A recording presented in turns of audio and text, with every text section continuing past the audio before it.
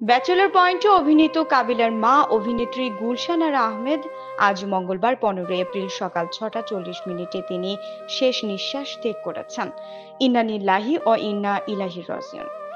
অভিনেত্রীর মৃত্যুর বিষয়টি সামাজিক যোগাযোগ মাধ্যমে নিশ্চিত করেছেন পরিচালক কাজল আরফিন অমি। জনপ্রিয় নাটক ব্যাচেলর পয়েন্টে অভিনয় করেছেন গুলশান আরা। অভিনেত্রী গুলশান আরা আহমেদের মৃত্যুর পর নাটকটির পরিচালক কাজল আরফিন অমি সামাজিক যোগাযোগ মাধ্যমে পোস্ট দিয়েছেন।